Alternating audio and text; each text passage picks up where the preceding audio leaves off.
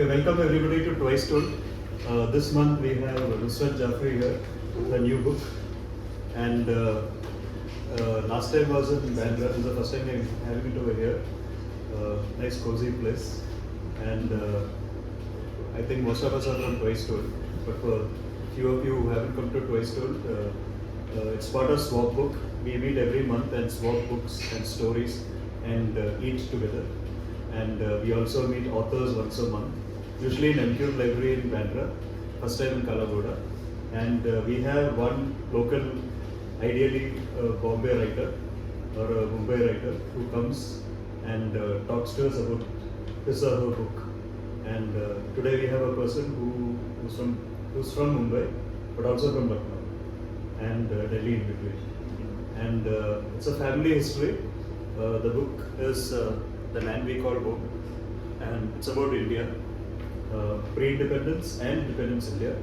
And it's almost like for all those who are from the 70s or 80s, there used to be a TV serial called Hum Log, which was a story of a family which introduced actually what partition of Punjabi culture was to the rest of India. Also, everybody was glued to it before Ramayana and Mahabharata. I think it was one of the biggest, that and Buniyar. And Hum Log was actually a family story across generations, across but this book is quite similar to that, but a real story, and also longer, and also much more deeper.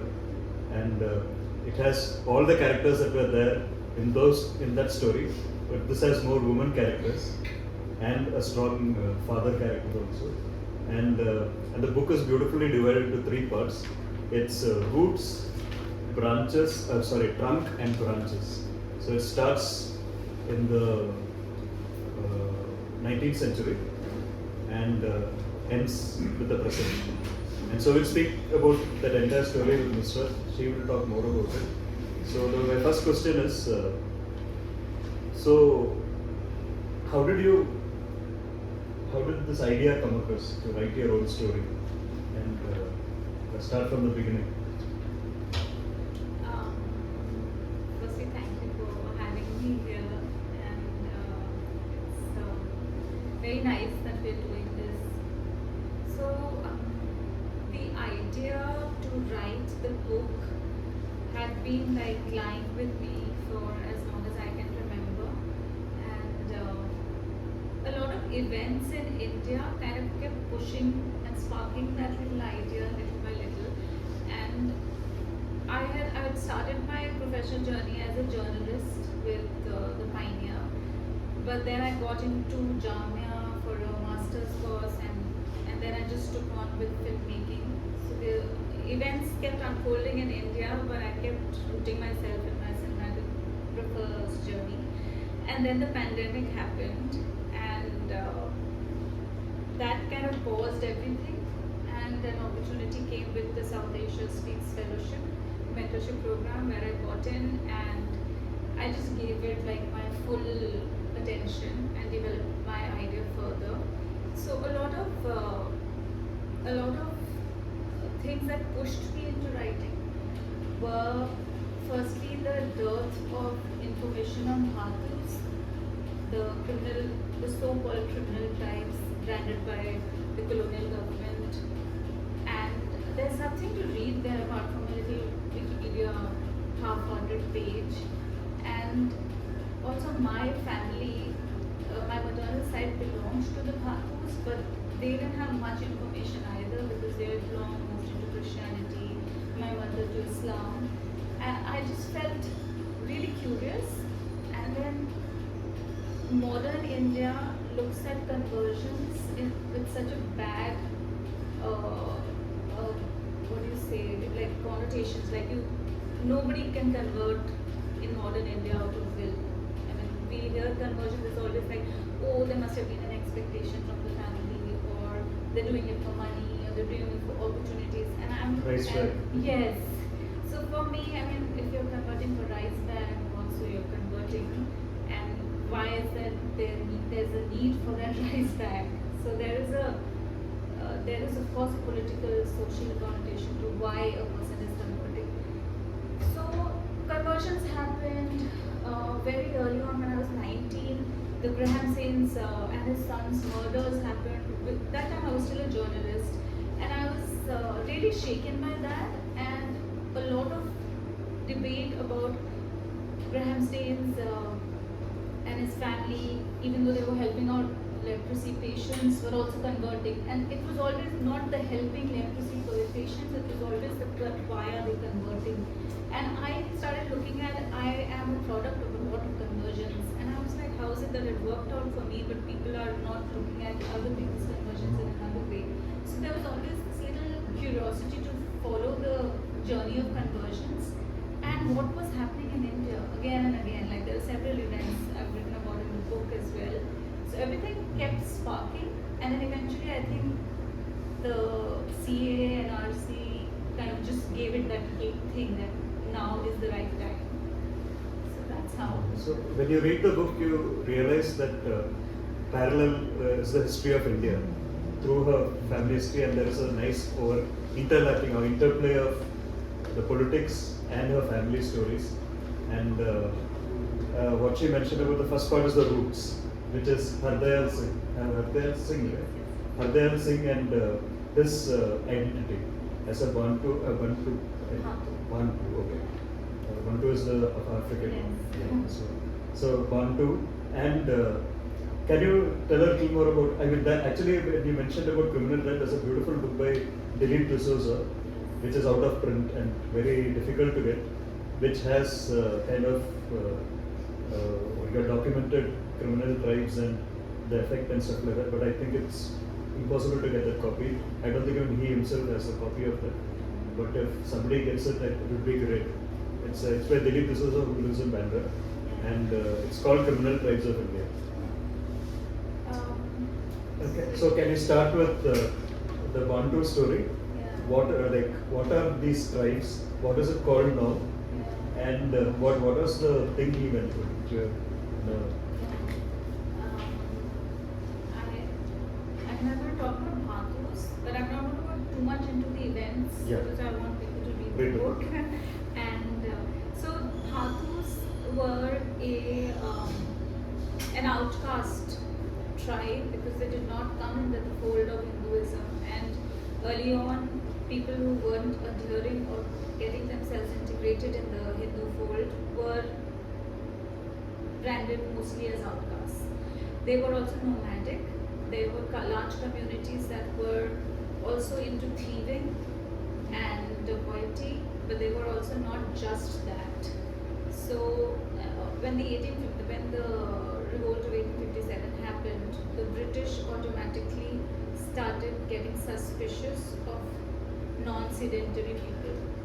They wanted to increase their surveillance, but also their surveillance started increasing in the early 1800s as well, but the 1857 kind of just gave it a push. So they wanted to label these people, not just the Bhatus, a lot of the other, about 200 other tribes and communities were all put under this umbrella act. They started from 1871, the acts, they went on to about 1920, 1926. So they kept amending and kept increasing the surveillance. So Bhatus were, my paternal ancestors were nomadic pastoralists, and if they needed to stay in a particular village, they had to first go and tell the local police station that they are going to camp, and they would only be allowed to 2 kilometers away from the periphery of a village. Now, upper caste gatekeeping was always there, of course, and life was like not easy for a person who was under the Criminal Tribes Act, because a lot of things the British were doing at that time led to a lot of modern day surveillance, like fingerprinting. That was literally like the Henry system was like made around that time, involving criminal tribes in India. So there was a lot of talk and research by Latour, by some other people, which were talking about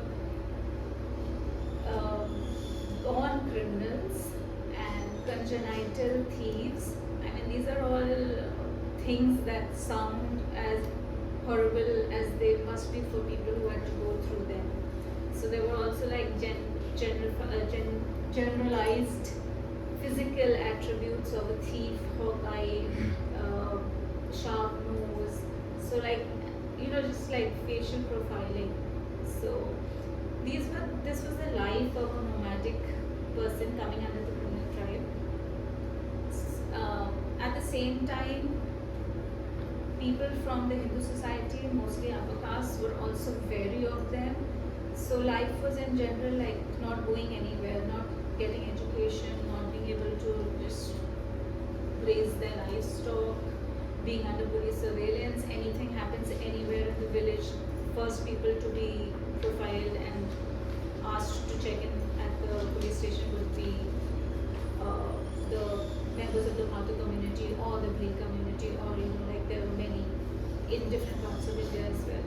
So my great grandfather Hardyal Singh and his wife Kalyani belonged to the Mata community, and certain events happened in their life where they chose. I'll just retract a little and tell you that the government tried their best to gentrify the Mata community by making camps, gated communities, where they would be given tasks like, I don't know, modern day jail people do, like criminals do, or prisoners do, making agarbatti kind of stuff, or manual labor. And they just started intensifying these. They started taking helps from a lot of other missionary organizations, but that was after the transfer of power from the East India Company to the Crown. So, like coming in and out of these gated communities was also not easy, but such very big event happened in their life, and they chose to convert in a mass movement. Like the entire community of Madhus involved in that chose to just shift to the Methodist Episcopal Church, which had its base, which had only made a recent entry to India in 1857 itself, and they chose to do a little exodus from Rajasthan to Uttar Pradesh, Bareilly mostly, and that's how my great grandfather, who was a little educated, also went and took a mission in a seminary in Bareilly, and after 3 years of studies came to be known as Reverend Hardyal Singh. So he totally changed and got himself integrated into the Methodist church. So that's the initial roots. Yeah, it's better when you read it. Yeah, it's better. I mean, you had all the details, the beautiful details are in the book. I was trying to skip a lot of things because I just want people to read. Yeah, of course. Yeah. I mean, there's a lot more to each of the little things she said, which is explained as what actually happens when you look through it, as opposed to looking at it from a macro level. And then comes we'll skip to the almost to the trunk, which is what happened after the conversion. The next generation comes and it's filled with women, all strong women, all with strong opinion. Can you talk a little more about that generation of women, the trunk part, and what their struggles, the life that they had, so that we can, when you read the book, they have a good understanding of what the stuff is. So, Reverend Hardyal Singh and Kalyani had 7 daughters. 6 of them were trained nurses. One of them even represented India in the World War and traveled to Iraq as part of the Queen's contingent. So these are girls, most of them, who were not allowed to sit with upper caste students in the same class. They used to sit on the periphery outside the class. They turned out to be, I would say, India's first few women nurses. This is 1930s, early 1930s. So 4 of his daughters were born Bhatus, and 3 were born Methodist. My Nani, Prudence, who was the youngest, was born when they had already converted to Christianity. So their lives were all the daughters, while her dad was still in the seminary or working as a deacon outside, the daughters were put in mission boarding schools, and they turned out to have very, very illustrious medical careers. And only the eldest and my grandmother married. There's not much information that I had about the eldest, but I would speak more about my grandmother Prudence, who was also affectionately called Chunno. So there's a lot of relationship. She was closest to her immediately elder sister, who was called Dorothy, and also Kali. And I've written in the book she was called Kali because she was dark. So there's a little bit of talk about how India names and calls people just on their physical attributes. It's okay to call a daughter Kali.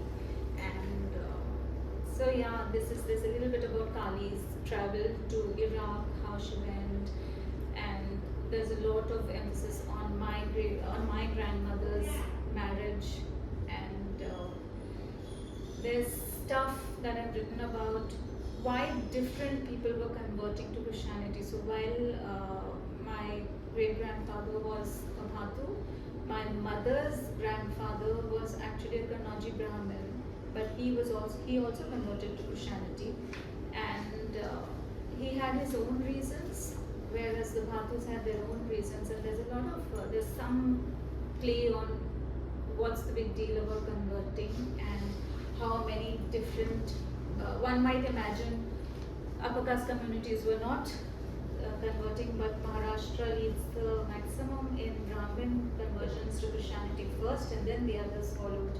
In fact, there was a lot of gatekeeping from Brahmin converts. They didn't like missionaries going into areas where low caste people were staying, because they were like, oh, we came here thinking we're going to become more scholarly and you're going to go to their house, and what's the difference? So there was a lot of that happening, which we had written about and gone into in good detail, I would say. So, and then my grandmother got married to John Wilson Bunch, who was an assistant jailer in Lucknow. Then there's talk about her marriage and how that was not perhaps the best thing that had happened to her. And my mother's birth, which happened in 1947, March, on the day of Holika Dahan actually. And that was also actually the day when Amritsar, Rawalpindi all started burning, because it became absolutely clear that India is going to be partitioned. Nobody knew when, so India actually started burning from that time itself. So there are these events that have been mirroring with major events in the family. Okay, I'll just go back a little. So, from the writing point of view, how difficult, like in India, most people, we don't have, most of us won't know beyond our grandparents. Yeah. And even then, it is very sketchy information that we have. Very rarely, unless a grandmother has told us a story, do we have any connection. But how did you get this information starting from 19th century Hardayal Singh onwards? Because that's nobody keeps those details. So how did you research this book? So one of the biggest resource was my mother. She was my biggest reference, and my aunts were as well. But like you said, people were not very curious or were not that interactive with their parents in the earlier generations. One of the biggest thing that my mother regrets and tells me very often, that we would never ask, we would never question. Things would be told to us, we would accept it. So like for example, they told me that they were Bhatu Rajputs, and they probably also believed that they were Bhatu Rajputs. Now this is something which is difficult to explain because of the intersectionality of caste and a lot of other things that happen in between caste movements. So Bhatus at some point traced their lineage to Rana Pratap's army and many were soldiers there. But they were still bhatus, they were still not in the fold, but they were given favors and concessions, like keeping a handlebar mustache, but they were not enjoying the same status in Hindu society. How is the status now for? Bhatus? Yeah. Dismal, not good at all. Things have not changed. Government changed, repealed the Criminal Crimes Acts and brought in the Habitual Offenders Act, which is, and then there came the Gunda Act, then the Forest Act, and Beggary Act. So many things which are all keeping people under the surveillance. And why is there a need to do beggary? Why do we need beggars? Why are communities still? So one of the biggest resources, like you asked me how I went for my CPC, there's obviously oral history, and then there's a lot of research in the book to corroborate that oral history as well. It's not just floating oral history. So for example, I spoke a lot to Dakshin Bajrangi, who's probably the most prominent Bhatu voice. Chahara community is, we're all Bhatus. And he lives in Chahara Nagar in Ahmedabad, and I'm yet to visit, but it's difficult. He said something very, very interesting to me, which I've written about in the book as well. He said that on the map we are invisible, but the moment there is a crime, the police knows where to come. They won't know us otherwise. They don't want to look at Chahara Nagar, but something happens, they just land up at their doorsteps. And it's difficult, yeah. There is a community in Kanpur which lives in a remnant of a gated community. And it's open. Like the one you mentioned. Yeah, open jail. it used to be a settlement in the 1920s. Then it's now not a gated community, but people living in there. If you do a simple YouTube search, you'll see all that community in Kanpur. And I think they've also found a way of dealing with this in a self-depreciatory way, because I've seen women talk about saying that, oh yeah, we have ways of stealing. Yes, we steal. And there's some kind of it's just like they're just pushing people's stereotypes further. Like, what else to do? There's not much integration in modern society. You shared a picture on social media yesterday or day before yesterday about a bridegroom who was killed. Who was picked on mere suspicion and he was killed. And the Van Gujars, the Delhi Van Gujars that happened, these are nomadic tribes. These are people who come under the similar to Bantus. Yeah. Yeah, the sisters. Yeah. Yes, so my mother's sisters who were very, very closely involved in my mom's life, because my grandmother had taken a lot of help from them while she was bringing up the children, because they needed that help.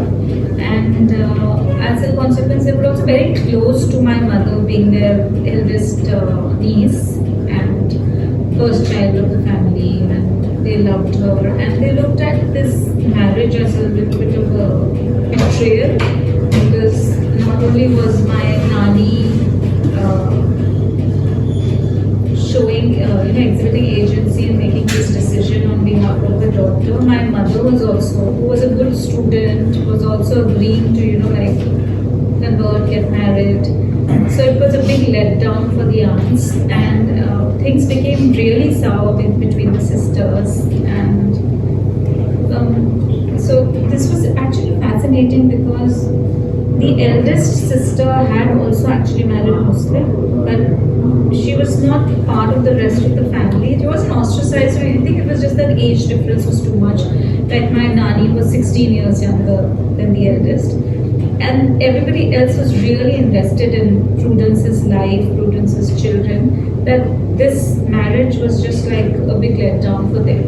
And so when that happened, my was ostracized from the family, so much so that some major events in her life were not communicated to her.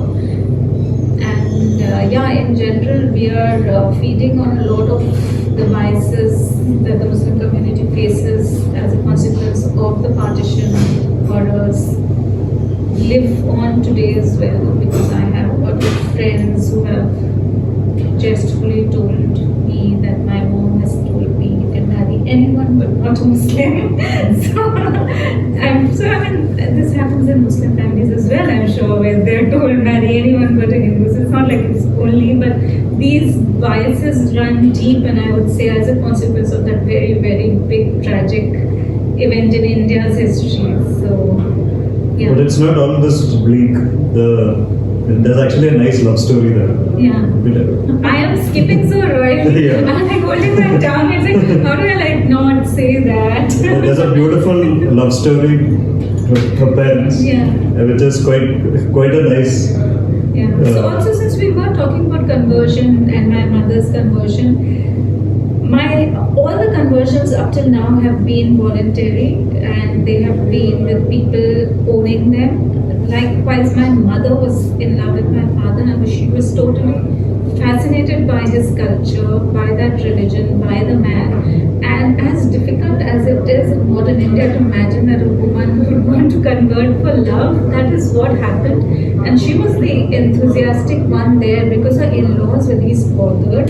They were like, okay, fine. She's like, should I change my name for the nikah? And they're like, no, you were born Meera, you should be Meera. And she was like, perhaps expecting like she'll get a nice new name. But they were really, she tells me that she started learning the namaz from a booklet that she asked my father to buy for her. She already knew it before a nikah. She would request her sister-in-laws to, this is not in the book, she would request her sister-in-laws to like stand with her and just, like make sure that she's doing it all correct. So she was really enthusiastic about her religion, and a lot of people in my generation find it really difficult in like some people very close to me have said, but there must have been an expectation, there must have been something that she was, and I'm like, no, I mean, my mother has been the source for this book. She's told me parts of her life that were difficult to visit, and really she just went all out with her conversion. She was the enthusiastic parent in our upbringing as well when we were growing up. My father was more like, do your academics first, there's your life in front of you for theology. My mom was like, no, we have to do both. So that's and the point that you said about conversions and this little mix of so many religions in families, for an earlier book event, Varun Grover had said this, and I really liked it, is that my family's history is not unique actually. We are all here sitting with an aunt, uncle, auntie, mama, mommy, someone who was from another faith, and that's really India. There's no uniqueness to this. The fact that now times are changing so drastically that conversion itself has become such a loaded word, and a lot of, while we may have family members from different religions, it takes a certain level of comfort for somebody to get comfortable enough with you to say, oh, I have this mommy who was a Sharma earlier, and now she's converted. But people don't want to say that she's converted, like that feels like, oh, we are the bad ones, we made her convert. So this has become a little bit of a difficult conversation, but I'm so glad that after reading my book, so many friends have started talking about their own families. They have actually also delved into their own family histories to find out so much more, because we were not questioning. But India for me is actually this amalgamation of all these religions, communities within the same family. For all intents and purposes, within the bounds of whatever geography, we are one people, right? But just for reasons of history, we have, and I like to think of it as various colors of the same flower. Right?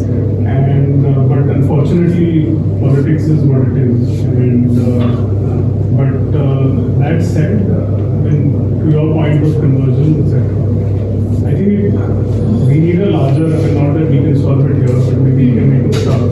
We need a larger sort of conversion, a larger sort of conversation that says that it doesn't matter. Your faith doesn't matter. Right? Because ultimately it's, personally I'm an atheist, so it doesn't matter to me, but to those who are believers, faith is just one path, and there are many paths. And if you take that approach, have that conversation, then maybe it's maybe a little more comfortable. I mean, just to address your point about the general atmosphere in the country. Yeah. So, I mean, I've spoken about this in the book as well, on people's various reasons for conversion. Sometimes they will ask commonplace as just ease of trade. Like, I want to work with Pranati and she's Gujarati, I like that culture and I would like to start doing those things. Just because we hang out together so often, I got attracted to that. It's just as commonplace as that. It's no, there is no return that I'm expecting. Sometimes one of the first Indian bishops of the Methodist Episcopal churches, it was Yashwant Rao or Chidambar, I'm confused between the names, it's in the book. Right in front of Wilson College, there was a missionary distributing pamphlets, and he took one and he read it aloud, and then he bought a copy of a religious textbook from him, and then he tore it and he said, I want to see what your Jesus Christ can do to me. And he went back home. After 3 days he had this change, and then he came back and he said he just converted to Christianity, and that guy's son turned out to be the first Indian origin bishop of the Methodist Episcopal Church. So reasons, and then he was Maratha. So reasons can be like really. A large part of the, I mean, to your point, a large part of so-called conversions to Islam was actually not the upper caste, but at least the upper class of society, which converted to be closer to the religion of power, which is the Mughals. Absolutely, So large part of the conversions they say, I mean there is enough written about it, is because the nobles, so to speak, thought that they will continue to have access to power if they convert to Islam. So the maximum conversions that happen, especially in North India, were to Islam, but a lot from the lower castes because of this promise of equality we got. Of course. And so more than Christianity, it was Islam that was getting converts from the so-called lower caste communities. It's unfortunate now that Christianity and Islam in India have both integrated the caste system within their folds, and it's a vestige of that earlier order. But unfortunately, it's now a part of the Indian subcontinent. This problem with caste and class disguised as one, but it started with the promise of everyone's equal before God. So I mean, it's something that people may want to get angry at people saying, but that's the truth. No, it's the truth. Yeah. I mean, another anecdote is an IAS officer from Odisha. This is about 30 years back. So qualified IAS officer, went back home. He got a call, and you know how difficult calls used to be, saying that your mother is ill. We want to sort of come back. So he rushed back, and commutes were harder, especially in the rural Odisha. So then he said, okay, I need to take her to the hospital, the nearest district hospital. And so nobody in the village would help him because he's well. So then he sort of figured out a hand cart and was taking, there was a local bishop or missionary there. So he said, where are you going? He said, I need to do this thing. And he was in the jeep. So he said, okay, you come. And he took him and her in the jeep and the hospital, whatever. And then later he said, I converted out of gratitude because my village, my people did not support me when I came. This man was a stranger who literally met me on the side of the road, helped me, and he's preaching something that makes sense to me or gives me that thing. And mind you, this is not a poor person, Yeah. right? I mean, he came from a poor family, but he's not a poor person. IS is pretty up there. So this happened. So, I mean, it's very easy for us, especially sitting in, to say that, oh, these things don't happen, but they do. Yeah. So like, I mean, there's a similar incident, emotionally similar incident, which is mentioned in why the first conversion happened in the book. But the other reason, the other point that I was going to bring close to your reference was my mother's dada, who was a Kannauji Brahmin, but he was an extremely poor person, and education was with the missionaries. It was aspirational for people wanting to learn English because the rulers that time were speaking this language. It was aspirational to want to do those kinds of things. So that conversion was not driven by a better place in society. It was, society also dictates its space because of your socio-economic status as well. So for him it was a lot to do with economics, like just education. And that's what Haldeya's children also did. They studied and then made life, and that education was not accessible to them, nor were the gods earlier. So here you have God plus education, so you go for it. So this latest thing that's happening about the laddus in Tirupati, the root of that is again conversion. Yeah. Because Jagan Mohan Reddy is a Christian. Yeah. His father converted, and this whole this dog whistling is actually related, because anybody who converts, even after a long time, you will be, somebody is going to prick you about that. That's exactly what's happening in Andhra Pradesh right now.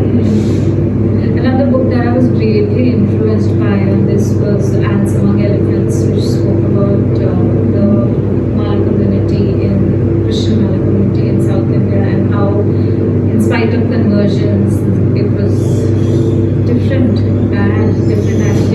churches. And I mean, when I was growing up in North India, I didn't know about this concept of caste in Christians, because it's, I think, less apparent there. I wouldn't say it's not, but I haven't seen it.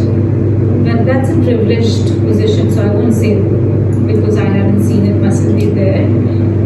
But in South India, it's very prevalent. Well, and with the same with Muslims, Muslim community in North India, caste class divide is very clear.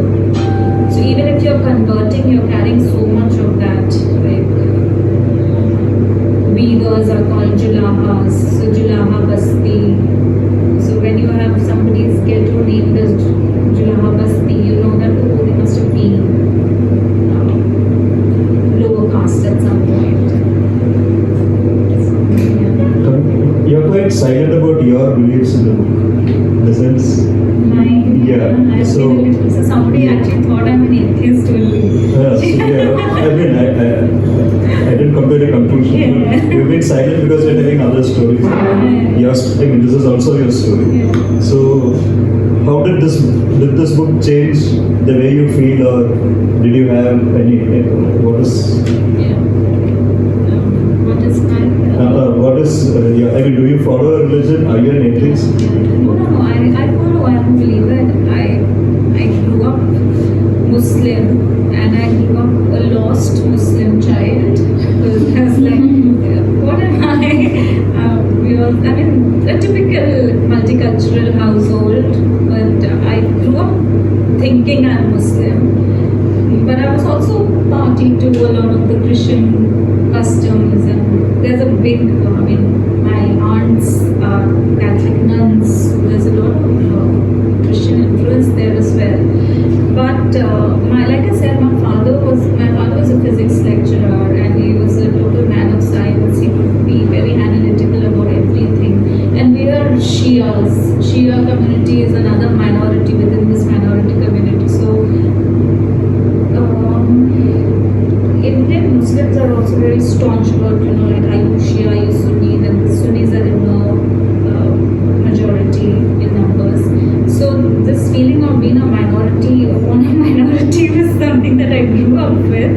But I learned more about the religion when I grew up Muharram processions, Muharram traditions, a lot of other Shia traditions. Of This is in course, Lucknow. yeah, a lot of, of course, I was taught my namaz, everything, and we were expected to pray as well. Some of us didn't out of naughtiness, which was me also. But I literally turned, religion came to me very late, but I read the religion myself, maybe in my early 20s. Yeah. And, But I'm a Muslim of convenience. I'm like, I question, and we have, because of my upbringing, we've had this space for questioning. So that is, I think everybody should have their version of whichever religion they are from. And I was recently reading Why I Am a Hindu by Kalaghoda. The point that I really liked is that in Hinduism there is this flexibility of being the kind of Hindu you want, the deity you want to pray, and nobody is really judging you because you are a Hanuman Bhakt and you are a Durga Bhakt, and you could be a no Bhakt and you only go to mandirs once in a while, and everything is allowed. But Muslims and Christians, because we are such organized religions, there's a lot of internal judgments. So I've kind of surfaced beyond those judgments, and I follow this religion which is like really just between me and God now, and I do ritualistic religion as well. Yeah. This is the branches part towards the end of the book. And then your son has a very interesting name. Yeah. Yeah, you can tell. Okay, he's called Dylan Jafri Roy, so yeah, it often confuses people as to Yeah, who he is. and he's named after this Yeah. great singer, poet.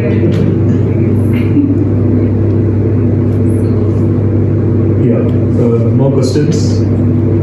So Gopal mentioned that the story of the family in question is your family, and how a lot of people don't know about their ancestors beyond maybe their grandparents or their great-grandparents.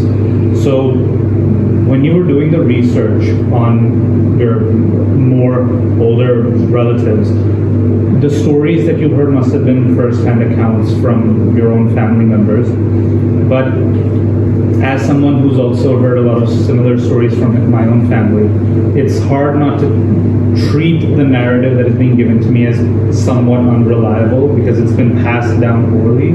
So how did you maintain your objectivity of what stories to keep, what stories might be a little fanciful, what stories are captured as cleanly as possible? Yes. That's a very interesting question. So my paternal side were a very prominent family in Lucknow, and the stories I grew up hearing were those stories of we are descendants of Aga Mir, and there was an entire area in Lucknow called Aga Mir Ki Jodi, which means literally his house.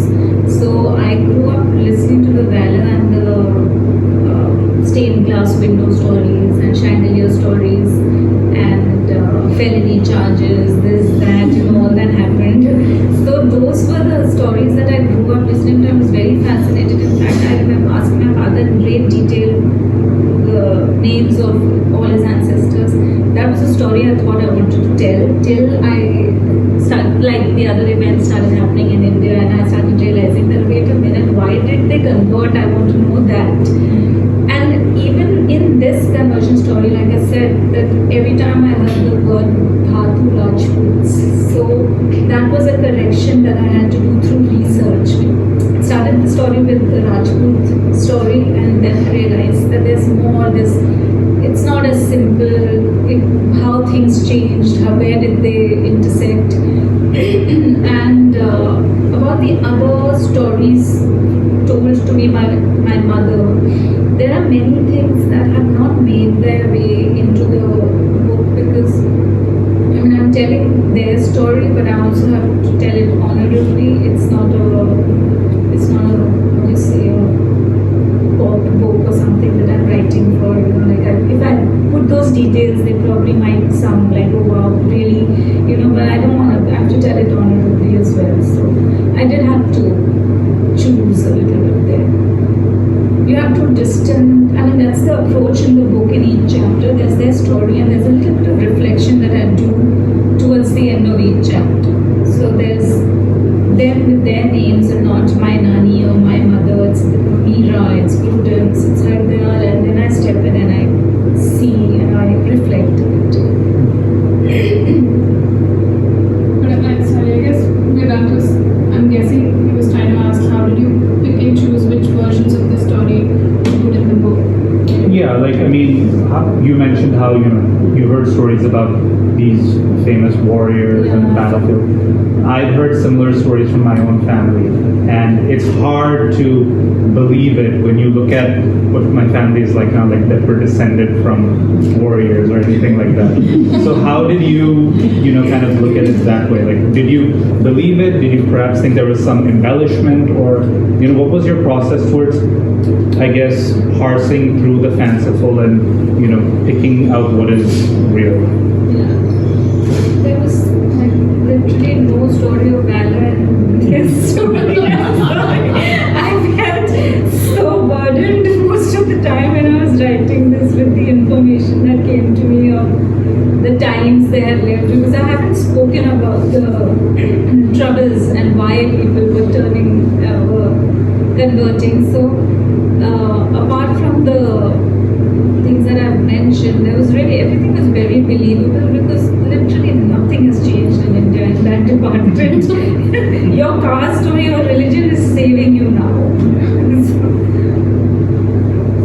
You had a question? This is a family memoir, so how difficult or easy was it to pitch it to a publisher? Are there any such books that you refer? What is it? Yeah, so when I've told this to Sonia Valero as well, when I was pitching for this, like I was late, like it was just last minute, and she tweeted and she said lots of fiction ideas coming from India and non-fiction with such interesting times in India right now. I was going to pitch a fiction idea based on my family history. Just last minute with this greed to get into the fellowship, I changed it to non-fiction. I was like, I'm going to tell the story. It's true, I'm not going to fictionalize it. So it was not difficult right now, because I'm told that oral histories are really, really contributing to the larger making of the nation's history. And in this particular, through this lens on criminal tribes or be it conversions, I don't think there are many books, but there are some brilliant books. Like I said, Ants Among Elephants is very good. Yashika's book, Suraj Engli's book, or a lot of accessible academic books are also there in the market. But I think oral history is something that is needed right now, so it wasn't difficult. Getting a publisher was, I would say, not difficult, but Your mileage may vary. sorry. I said your mileage may vary. Yeah, absolutely. You had an interesting mentor, Anchal, Yes. who also does oral history. Yes. Anchal was very, very generous, and I would say just talking, because I'm a cinematographer, and just getting into this space was like the first time on my very first online meeting. I asked her, do I have to submit the book at the end of the year? And she's like, it takes years to write a book. So that's how new I was. How much time did you take to write? I took 3.5 years. And what's the response from within your family about this? My sister loved it. My mother has been the biggest champion for the book. But when I gave her the first copy, she read it with the intention of finding something wrong with it. Mothers. And she dutifully reported to me, "Bahut acha hai, there's nothing wrong." I said, "Thank you." Yeah, and I think I'm curious to know how my aunts and uncles have what they've thought about it, but I don't think they've really read it yet. But there is fair amount of judgment about one belonging to a criminal tribe. That I have noticed, but I've also ignored because Judgment from? and like just layers within extended families and stuff. So I have seen that experience. No, so that came because of the book, or it was already there when this judgment is wrong? I think to me, because of the book, Okay. must have already been there. In Uttar Pradesh, mostly, I know I can speak for Uttar Pradesh. Caste and conversions are not taken lightly, so it always keeps. It's there at the back of people's minds. It comes out in conversations also. Abhi to ye hai, pehle Sharma ji thi, like that. Something will always be there. So it must have Not been even- there. not this just in prejudice. The external North Indian thing. Yeah, and it's not just about conversions. So, you'll have situations where, and I'm drawing from my experience in colleges, where they will say that, "अरे आप तो हमारे साथ हो, that is the family. आप तो हमारे साथ हो, आप उनका छोड़ो, हम आपका देखेंगे." Literally like that. Yeah. So, but not for me, it was a related story. It was a story that I heard somebody else telling me. So at least it's not just about conversions. Even the caste, in the case of UP Bihar, is very, very sharp. Yes, it is so sharp that it was when it entered the church. My great grandfather resigned much in his 80s. So I mean, I've spoken about it in the book, written about it. It entered. Caste bonhomie is a big thing. So, during the conversation and in the book, you mentioned about how there is an attempt at gentrification, but there is still an attempt to integrate these criminal sites within the attempt at gentrification. So, I was wondering if you could talk a little bit more about that and what was the success of that? Because gentrification usually means that people from a lower community, lower caste, whatever, get forced out of their land or whatever it is. So how was that reintegration attempt? Was it successful? Did it fail? What happened as a result of that attempt? I have written about that in the book as well because take for example Hardayal's family. I mean, they were gentrified, English-speaking spoons and forks and knives all throughout. So these were children who were living a very different life. They did totally get uprooted from their language, culture, and that was the cost they had to pay. And I think this is the cost one has to pay. And in an ideal world, the government should be opening schools in forests which are equal or close to what we have in the cities. Then there wouldn't be any need to uproot tribals from their area, from their language. So the cost was there, but I have reflected on what would have been if this hadn't happened. I agree, the cost of gentrification is loss of culture, which is bad. Yeah. Which is bad. And just a follow-up question, as you were writing about these events, attempts at gentrification, conversions, and everything like that, these are all events that happened so long ago. While you were writing, did it really strike you at how little things have changed, that these things are still happening and the results are almost always the same? And was there ever that kind of epiphany while you were writing it? Yes, there was, and that is one of the driving reasons for me to complete, because I had to take a break from shooting. I wanted to just finish it as well. So one of the biggest driving factors was that nothing has really changed, and it doesn't look like it's going to. And this is a very, in my opinion, it felt like an urgent story to present because of the same reasons. The lives of the demotivated tribes have not changed at all.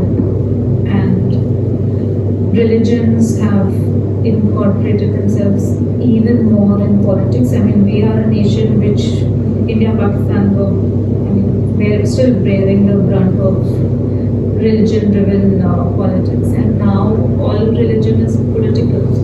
in India as well.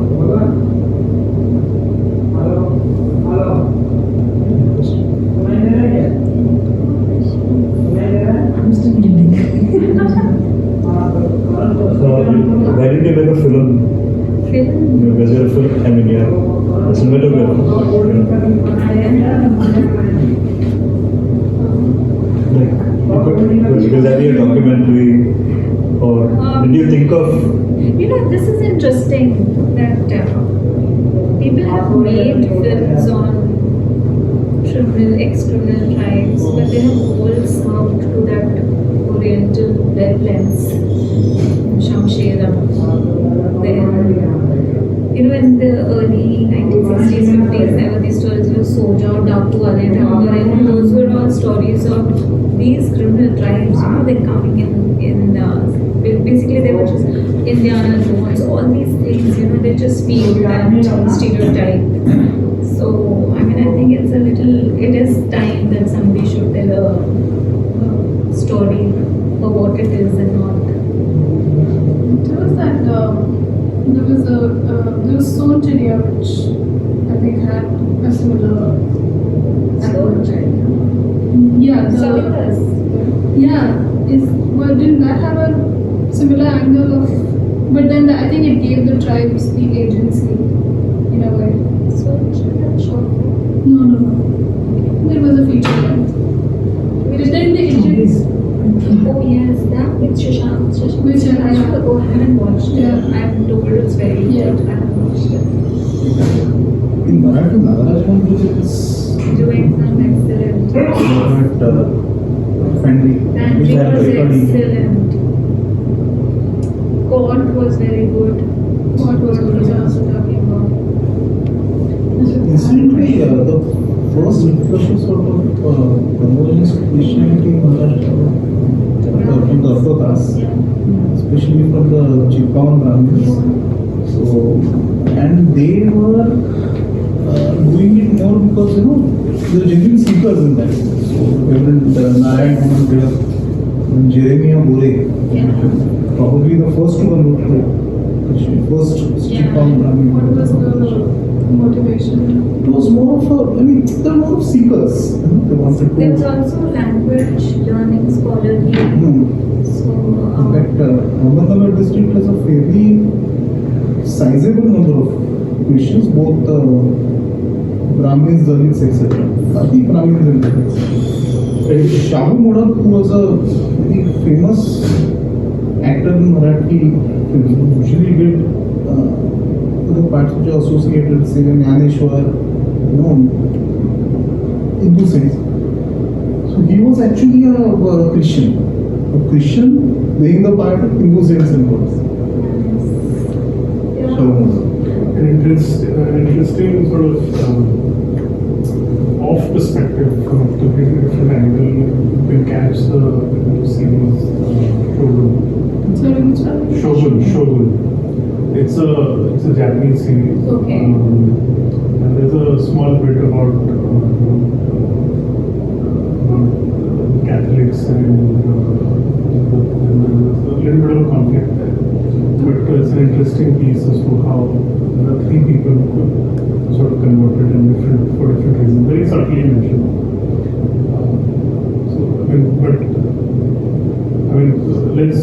Leaving that whole why Christianity was in India, but to your point about reasons,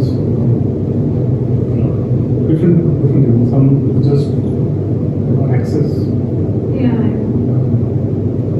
If you go to that Grand Road station next to that, there's I think it's the Wesley Church. So Wesleyan, yeah, they have that baptizing thing, which is almost as big as a bathtub for adults.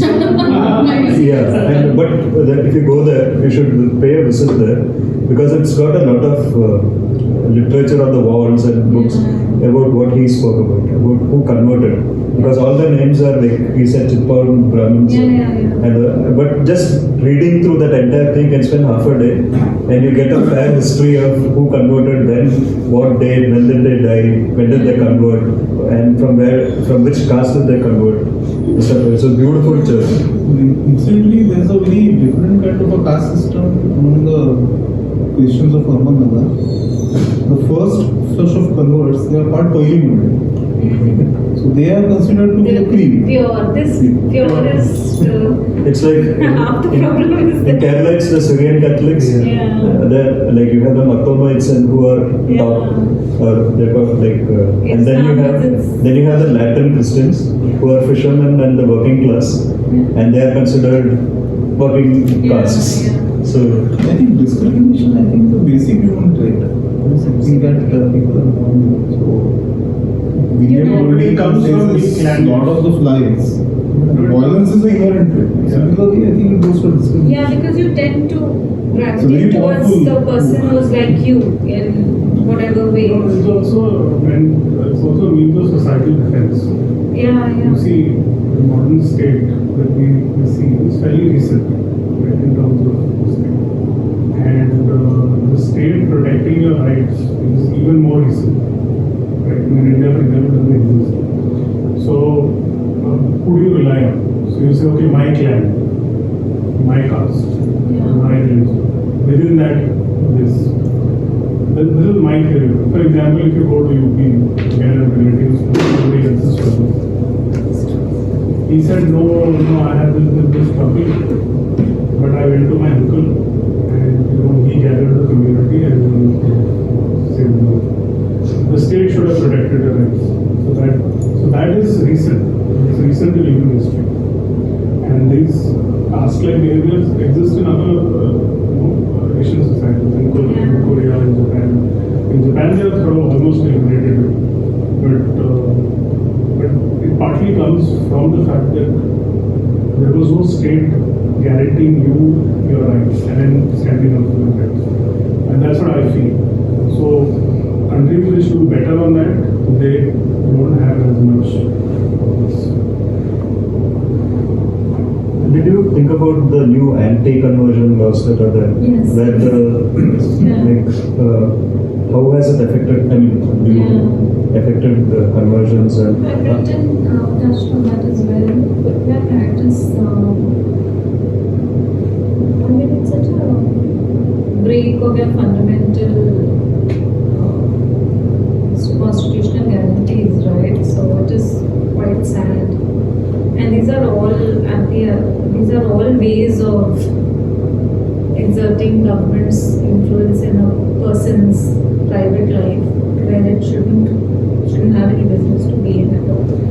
So I have written about this one couple friend as well, the boy is Muslim and the girl is Hindu, and how the Maharashtra doesn't have an anti-love jihad law, anti-conversion law, whatever, yet, but Maharashtrian officials from this self-appointed vigilante group keep calling that girl even now and keep asking her if everything is okay. And it's not, I would say that they're invested in her safety, it's more like getting the guy. they're looking for They're just looking for you. And that's what it is at the end of the day. Whichever states MP, UP that have passed these, it's not, two adults choosing to get married is not the state's business at all. Sorry, you were saying? When I'm reading it, it's pretty easy because it's a linear story. It starts with your great grandfather. But how did you break the story? How did you lay the entire book?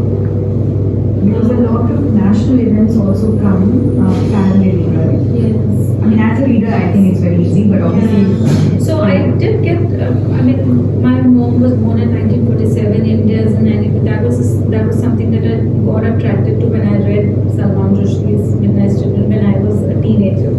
So that thing has been staying with me. And I know my mom was also one of the same. She's not a midnight child, but it's just that. So while researching, things started opening up. Like the day when she was born is when the first riots started. So things I found, but one of the most serendipitous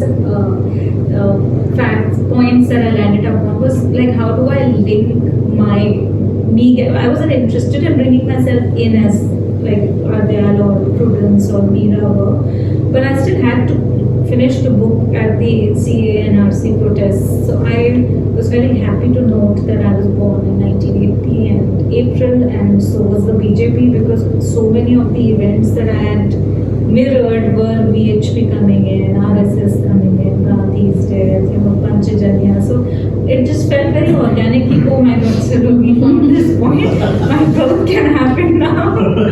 And so that was something that I chanced upon, but I did lay the structure very early on, and that was part of my fellowship actually, because that's one of the exercises that Achal told me to do. She said, just write things on a placard and lay them on and play with those little things and see how you can tell the stories.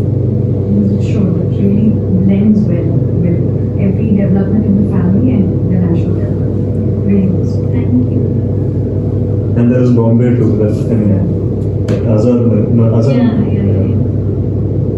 There's another book written by 3 friends of mine that traces the history of India with film music. So Seema and Sushant and Ankur. So I haven't read your book, but they also take that decade by decade approach, and they sort of related to, let's say, popular. It's not a new way of telling the story at all, but I think what brings in the novelty is the story of the descendants of a family that were criminalized by the British and how things unfolded. Otherwise, it's like I said, it's nothing unique. Every Indian has that. So this fellowship that you got, there are any writers here who want to take part? Is there any advice or any way to The go? deadline is here, so do it. I think it's 30th September, last date for the new batch, and I think they have asked for one recommendation from someone. I'm happy to help. So what kind of What are they looking for? what are they looking for? So that if somebody has some idea which they want to develop. I wouldn't be able to answer that. Listen, I have no idea because I haven't read on their current requirements, but now it's become the year I applied was also their first batch. Things were different. One had to be unagented, and now I don't think they have those conditions. So I think I read that you need something. More from a story point of view or ideas point of view, what is it that they are looking for? A good story. Okay. There's a very strong translation mentorship happening there. Translation where people are doing very well also. Previous cohorts. I think there's always space for India's current political situations if you can marry that to your stories. Like, Neha Dikshit's book is not from South Asia Speaks, but it's a very relevant story. The Many Lives of Satellites, which is again the story of one Indian, but how it's everyone's story. So I think there's a space for current stories. Great interaction. I'm sure all of you will read the book, and I wish I had listened to you before reading the book, but given a better context. Thank you so much from the Voice Told and Small Book Group, and from all of us who are here from across the city. Thank you so much. Thank you so much.